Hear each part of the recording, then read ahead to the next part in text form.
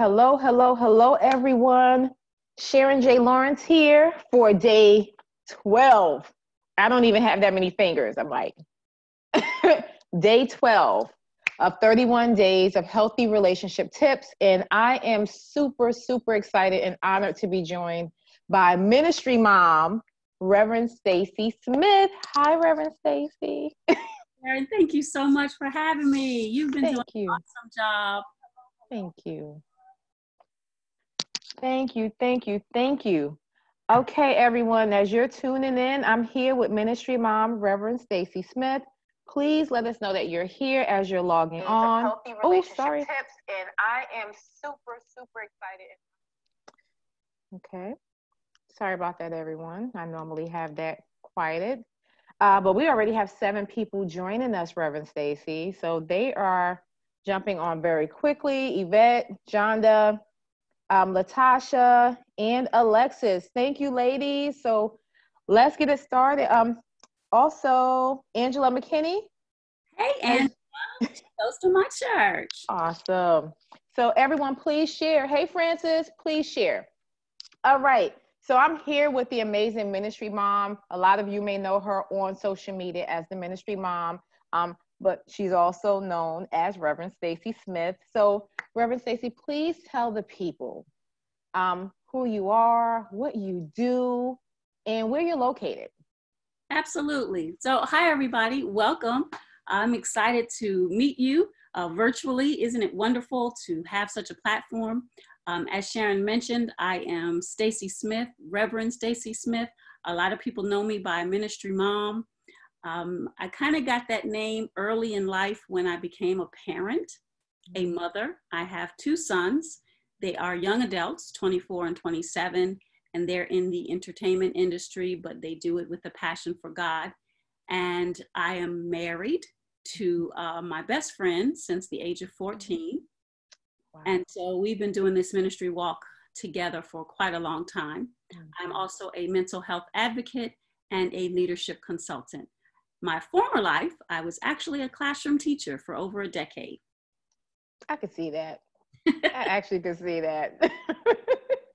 So thank you so much again for joining me. So we all know that this week is focused on families.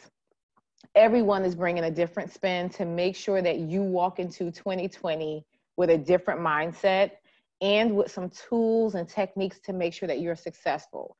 But it's up to you to use them. It's not going to just happen miraculously. You have to do the work.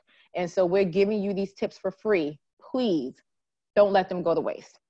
So I'm ready to jump right into this. Ministry mom, let's go. And so let's tell the people what it is that you are focusing on tonight. Or you can start with just your story that got you to this place of helping others. Absolutely. So I think, first of all, I'm a born servant leader. So I think it was just innate within me to always serve other people. Mm-hmm. I'm an only child, so I often would gravitate to other people. And when I would see somebody, I'll call them an underdog, you know, the person in school who would sit alone or would be excluded, there was just something in my heart that would always make me reach out to them and include them. Or if ever I'm in a group setting and I notice that there's a really chatty person, but then another person who's talkative, I was always drawn to the less talkative person. And so I think early on, there was just something in me that connected with the underdog.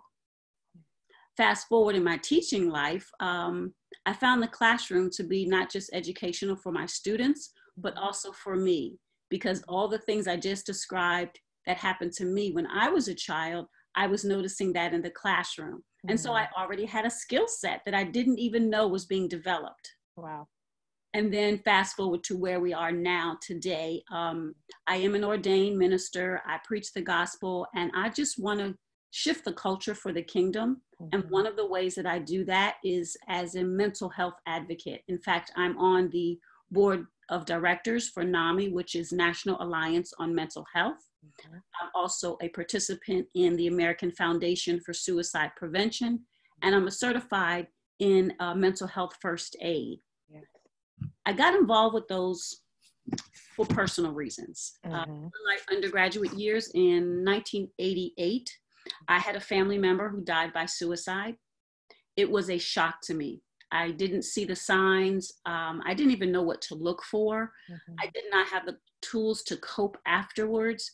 I had more questions, and it was just a tough time for our family. Mm-hmm. And so we had to get help. Mm-hmm. In 2013, I had a family member say they wanted to die, and I contacted the National Suicide Hotline, and I contacted NAMI, and there was someone on the other end of the phone that gave me tools and resources. Mm-hmm. So all those years that I was there for someone else, now Mm-hmm. I had to reach out and have someone be there for me. Mm-hmm. And that's a little bit difficult sometimes. A lot of people think that I'm an extrovert.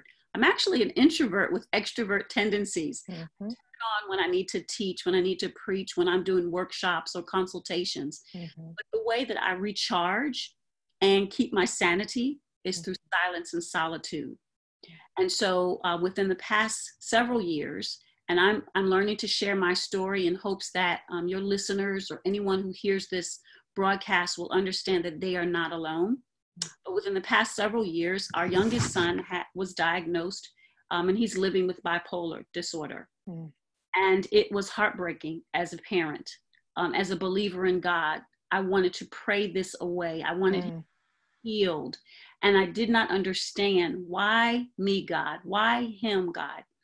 And bipolar disorder is an extreme mood swing. You don't know when it's going to come. You don't know when it's going to end. You don't know, there's no predictability in it. Mm-hmm. And so I started having to educate myself. And I found that as I began to be transparent with my story, mm-hmm. the acronym Ministry Mom took on a whole new meaning, because now I'm mothering others. I'm ministering to others. By sharing my story, I'm setting other people free. Mm-hmm. And that's why I'm grateful tonight that we're talking about not just healthy relationships with our family, but our family can be outside our bloodline. It can be church family. It can be my neighborhood family. It can be whoever I come in contact with. You know, the Bible talks about loving your neighbor, but that's not the person that necessarily lives next door.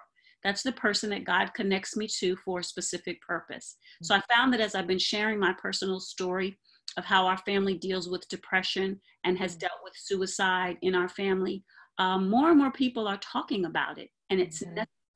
And so I am an advocate. I'm going to pound the pavement. I'm going to sound the alarm. We need to end the stigma. We need to get help, and we need to make it easier to talk about mental illness. Thank you for sharing that. Thank you so much. One of the things I realized in our society is that there are things that come and hit you along the way that normally, that's what projects you into doing something.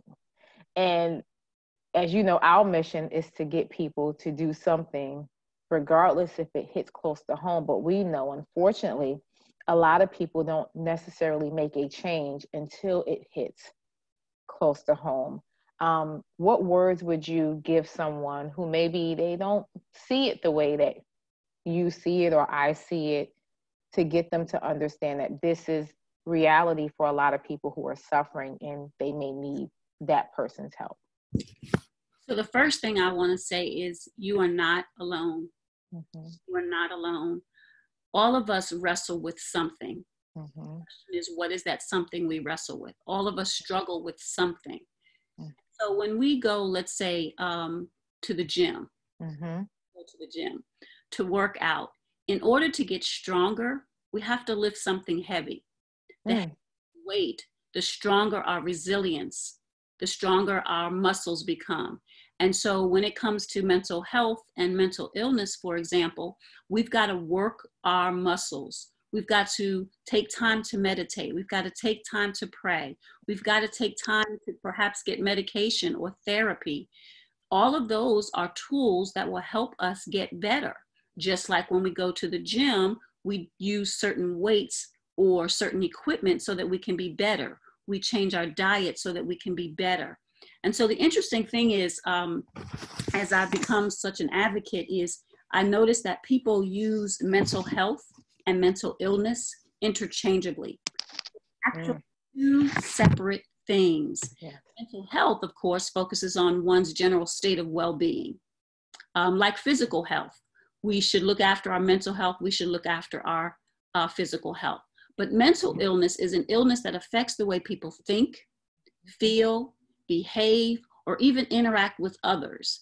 And so it's important that if you feel a little off, or you notice that someone in your area of influence seems a little off on a regular basis, check in, look them in the eyes. Are you okay? How are you doing? You seem a little off today. And wait for a response. I think we're too busy today. We're too in a hurry today. We ask someone how you're doing, but we don't really mean how you're doing. We just mean hi. Right.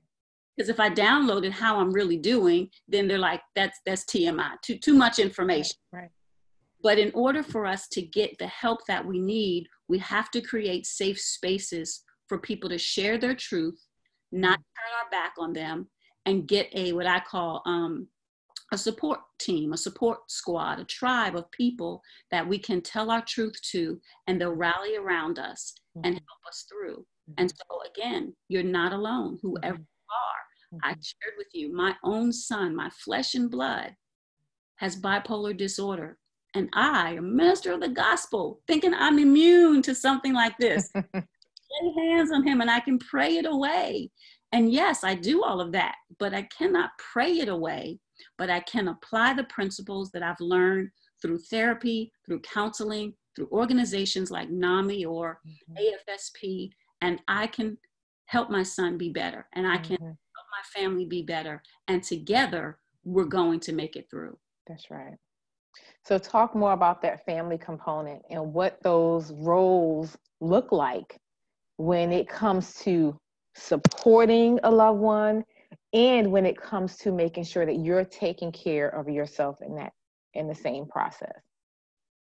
That's a good question. So for us personally, the first thing is acceptance.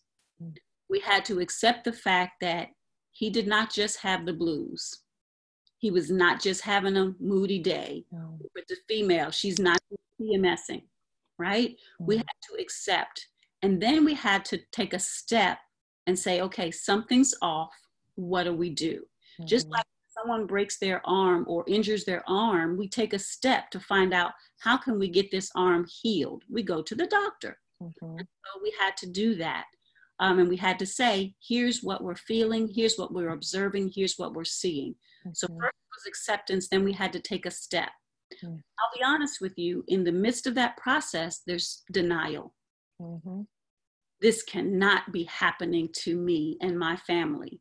What do we do with this? And so we go through that, and it kind of reminded me of grief. The grief has various stages. And so dealing with someone who has mental illness, whether it's depression, anxiety, bipolar disorder, schizophrenia, or other psychosis, you have to get to a place of accepting it and then taking steps to not correct it necessarily, but taking steps to help us live with it so we can be whole. Because sometimes mental illness can tear a family apart. Because we each deal with it differently. We each go through the stages of denial differently or acceptance differently. And then the person who's living with it feels like nobody understands because we don't feel it the same way. Depression, it's estimated that over 300 million people are impacted by depression. It's the most common mental disorder. So it's okay to say, I am depressed. And we can't just stay there. We have to get the help that we need. We have to know that we're not alone. And we have to know that it's going to get better. I'm living witness that it gets better. Right. Thank you. One of the things I do want you to elaborate on, and this is still focusing on those roles, because like you said, that person dealing with the mental illness is saying, no one understands me. Talk about the journey that individual has in terms of learning about their own journey, but also learning about how it has impacted their family members who are supporting them. Yes. So I know in our case, let me just say, my son is 24 now. And, when we first saw, let's call it when he was off. He was a freshman in college, and his grades plummeted. It was difficult. And we thought at first that it just had to do with the shift from going from high school where you're out of bed and everybody knows your name to this situation where that wasn't the case. But really what it turned out to be was he was depressed. We needed to acknowledge that he was depressed, and that he needed to accept the fact that he was. When you're under 18, the parents can make decisions for you. When you're over 18, you have to make your own decisions. So, for example, if he needs to get therapy or medication or outpatient hospitalization, he has to have the willpower and the determination to say yes. So part of his journey was feeling guilty, that he felt like he was putting his mom and his dad and his brother through something. But really it was out of his control. It wasn't something he volunteered for. It wasn't something that he just woke up one day and said, oh, I think I'll just be depressed today. It was none of that.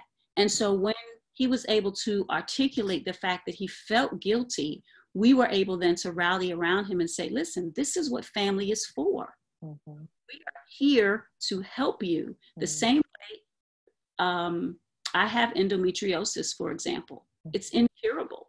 And there are days when it's debilitating pain, sort of like lupus and fibromyalgia and these invisible illnesses people don't see. Depression is an invisible illness. And so I would say to him, you know, there are days that mommy is in pain and you help me.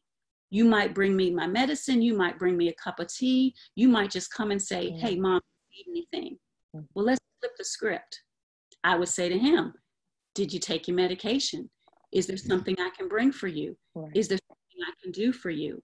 And then his dad and his brother operate in a different way because they're male.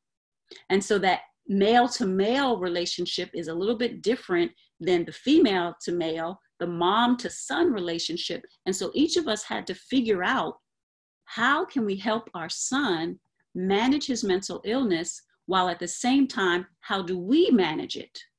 So again, it goes back to that acceptance, taking the step, get beyond the denial, get beyond the shame, because there's a lot of shame that comes with it. There's this embarrassment, there's guilt associated with mental illness, and it becomes a major barrier to people who need to get treatment and who need to get help. And so our family had to rally together and not allow this to tear us apart.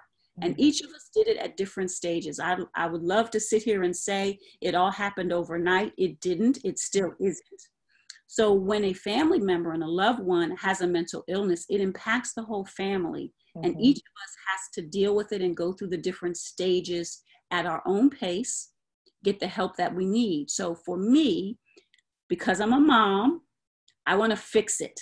I want to Olivia Pope that thing, right? Guys, I can't do that. He's a young adult. He's a young man. He's dealing with an illness, and I've got to allow him the space to figure it out, and then we get to support him while simultaneously taking care of myself.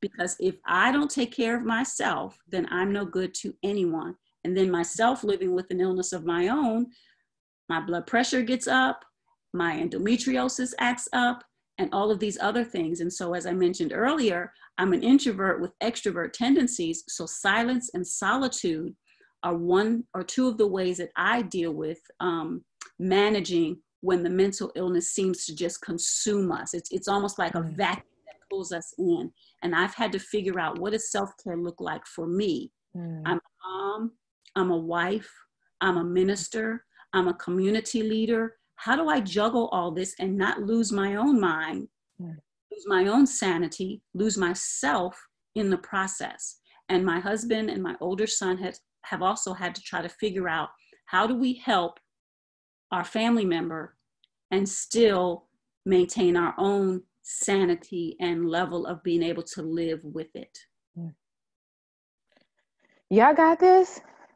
She is giving you a real transparent view of what life has been for her and her family. And Ministry Mom is pretty much telling us, you have to rally together. That's what I heard. Remove the shame. Understand that as you're going through that journey together, that acceptance is necessary, even though denial is going to get in there. Okay. It is like the stages of grief.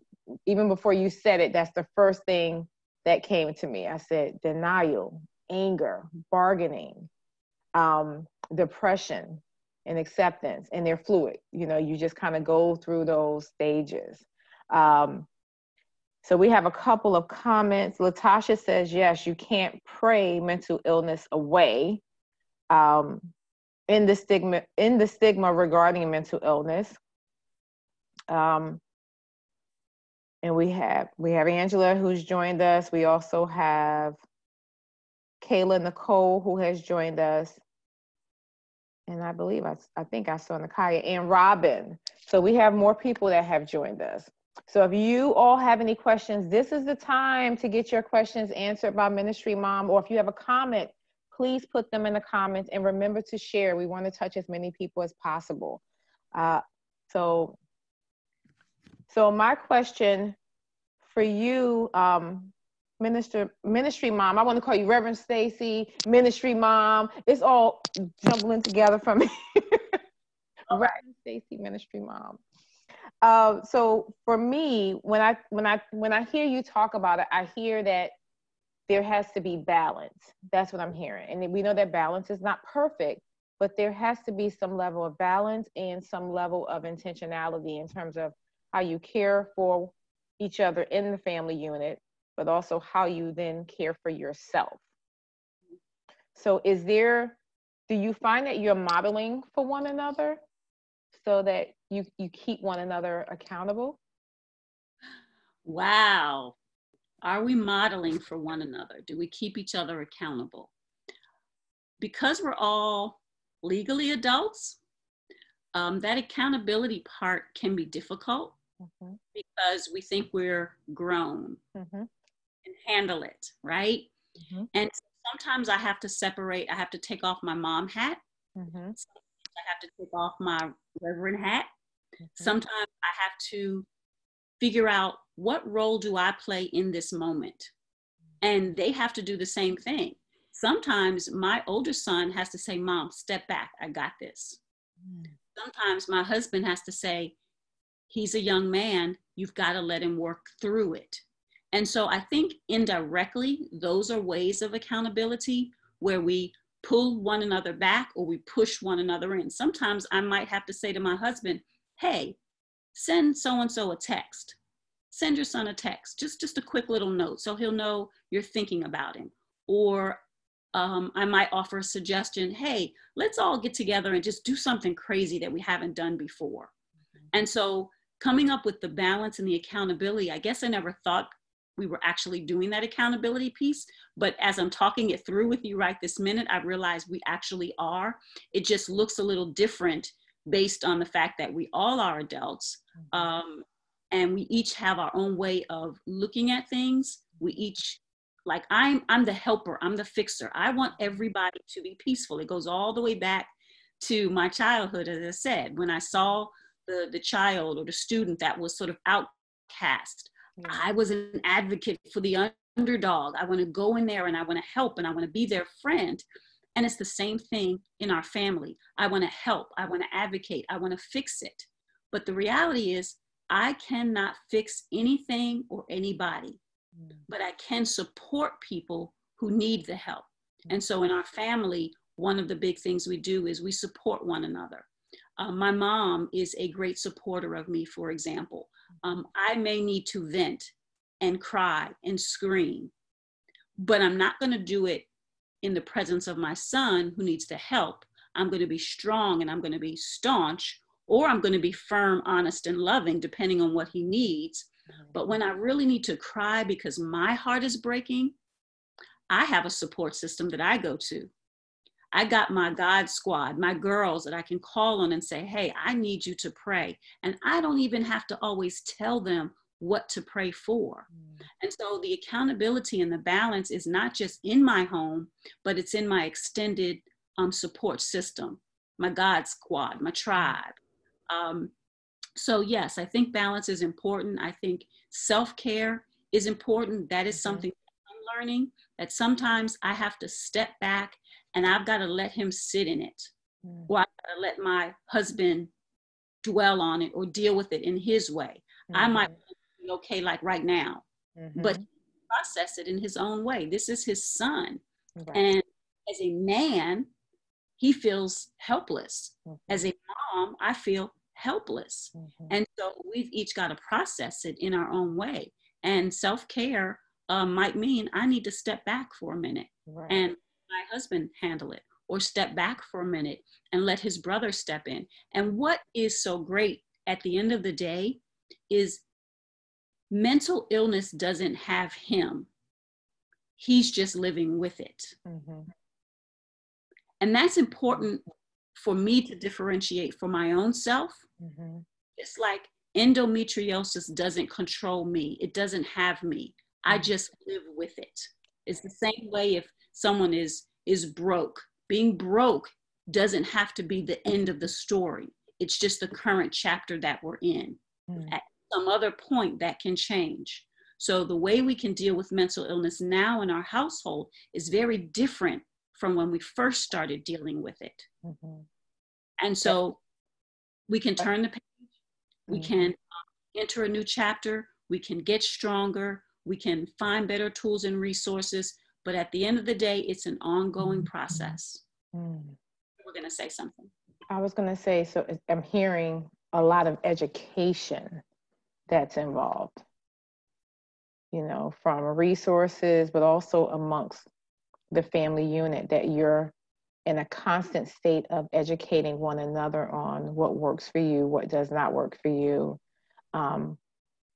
when you're strong, when you're not, that you have moments of vulnerability. Like I'm hearing that, and then everyone in that unit understands this is it, and that you're not going to get everything you need from that unit. It may be, like you said, your God squad, you know, where you can call on some people. So understanding that that family is then extended by the support system that you create outside of the home, and knowing it's okay to do so.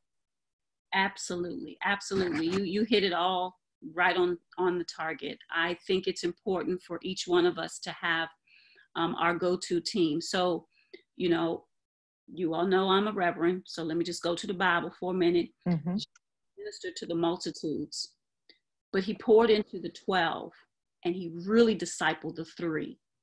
And so I think we all have a multitude of people that we know, but then we have our inner circle, but then we have our intimate circle.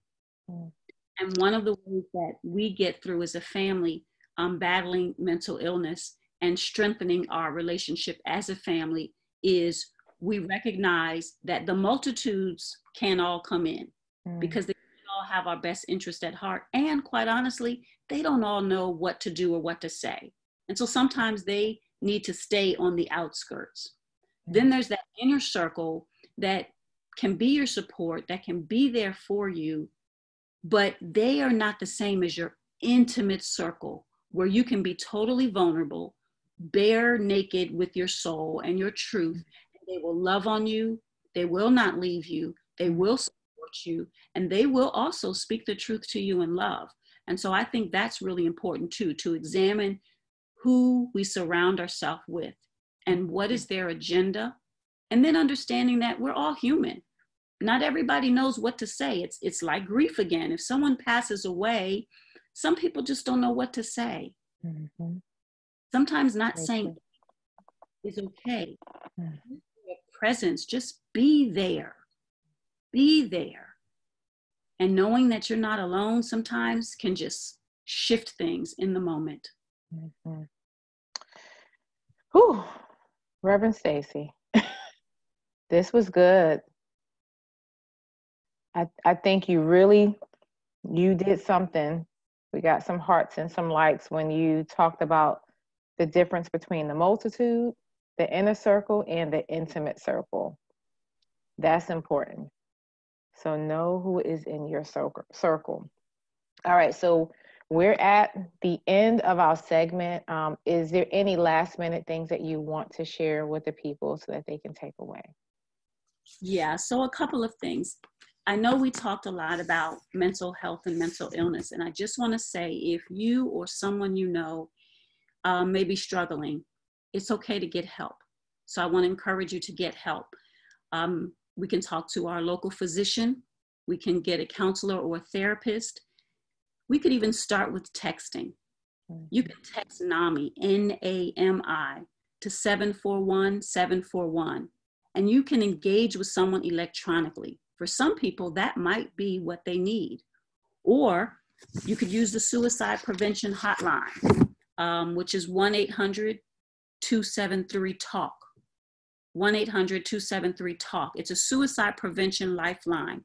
It's free, it's confidential, and it's support for people in distress 24/7. There's also a national line. So there are resources out there where people can be there for you. I'll be there for you. I'm not a physician. I'm not a licensed therapist. I'm not a social worker.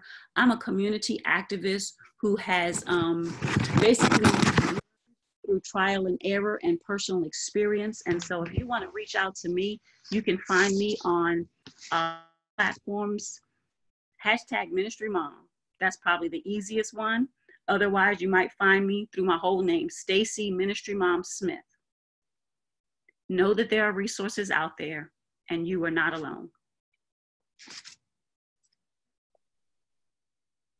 All right, this is awesome. I'm trying to make sure I capture everything that you have shared, including how to find you. Do you have any upcoming events or things that you want to share with the people?